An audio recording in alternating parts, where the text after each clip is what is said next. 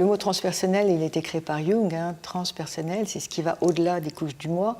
Donc c'est vrai que dans cette vision holotropique, donc la respiration holotropique, c'est une approche qui est holistique et qui nous fait nous rencontrer dans notre être entier, dans notre être global, puisqu'on n'est pas uniquement un corps, mais on est également corps-esprit, corps-âme, enfin je veux dire.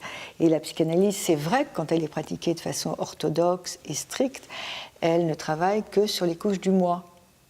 Mais c'est oublier que lorsque la psychanalyse s'est créée au début du XXe siècle, Freud ne voulait pas qu'elle soit ravalée au mysticisme, au judaïsme, parce qu'il était juif et de famille extrêmement mystique. Il avait un grand-père rabbin. Et Freud s'intéressait à l'occulte. Il s'intéressait au phénomène de l'invisible. Mais au départ, c'était important qu'il puisse la construire de façon scientifique.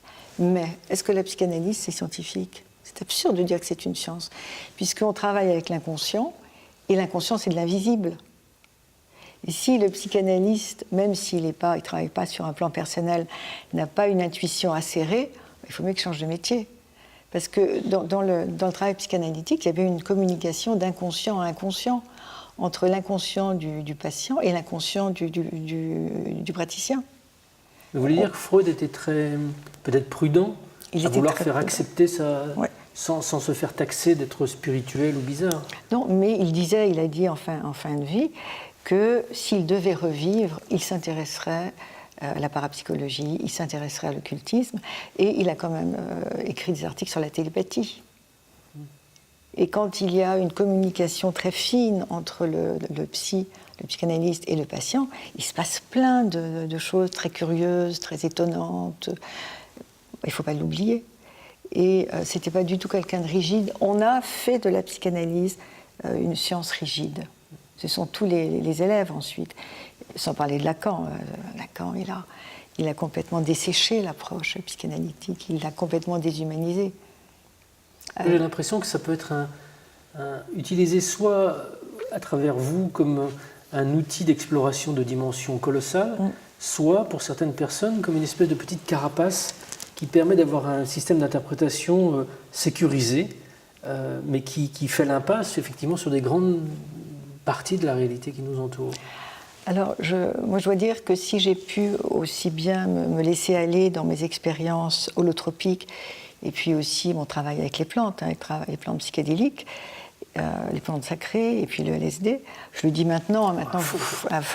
Juste, Martine, juste holotropique, c'est quoi holotropique? La respiration holotropique? La respiration holotropique, c'est une approche qui combine une respiration hyperventilée, rapide, motrice, consciente, et des musiques qui vont faciliter l'expérience. Donc, lorsqu'on commence la respiration sur un plan moteur, on va utiliser des musiques extrêmement dynamiques, des musiques qui vont galvaniser le souffle, jusqu'à ce que l'on rentre, jusqu'à ce que les portes de la perception s'ouvrent. Parce que la conjonction des musiques et du souffle vont favoriser l'entrée dans un autre état de conscience. Et c'est cette respiration qui fait basculer le patient et qui va remplacer la pilule. Parce que la respiration holotropique que Grof a conçu dans les années 70 remplace le LSD. Il va utiliser le LSD jusqu'aux années 70, jusqu'à ce que l'on rencontre dans les rues, jusqu'à ce que le LSD se banalise, se vulgarise. Il ne faut pas oublier que lorsqu'il va utiliser le LSD, d'abord sur lui-même et ensuite auprès de patients à l'hôpital Saint-Charles, il va le proposer à des patients névrosés, comme vous et moi, à des patients qui sont au bord de la mort, parce qu'il s'est aperçu aussi parce qu'il a vécu aussi des expériences de mort. Grof était quelqu'un de très cartésien, c'était quelqu'un qui vivait à Prague, dans un régime communiste.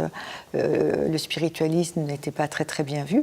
Et c'est le LSD et tout ce qu'il a vécu grâce au LSD qui vont lui ouvrir sa conscience et lui montrer que le monde, que nos perceptions ne se limitent pas au monde visible, mais qu'on est entouré par le monde visible.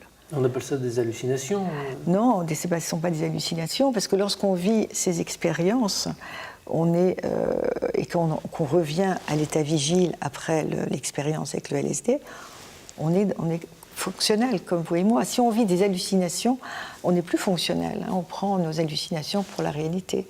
Lorsque l'expérience sous LSD se termine, il faut un temps pour que le LSD se dissolve de nos cellules. Mais après, on est totalement fonctionnel. Et quand il utilisait le LSD, il l'utilisait de façon très clinique. Quand il l'a proposé aux patients, c'était dans un cadre clinique extrêmement safe, sécurisant. Si l'expérience durait 12 heures, parce que l'expérience peut être longue, ensuite il y avait une observation et une surveillance du patient pendant 2-3 jours. On ne lâchait pas le patient dans la nature. On va maintenant aborder avec Martine Gercoul la question controversée de l'utilisation des psychédéliques, LSD ou ayahuasca par exemple, en psychothérapie. Et on va s'apercevoir que si le sujet est controversé, la question n'est pas si tranchée que ça. On parle un petit peu plus aujourd'hui du renouveau de la médecine psychédélique, des expériences qui peuvent être faites dans des laboratoires aux États-Unis, en Grande-Bretagne.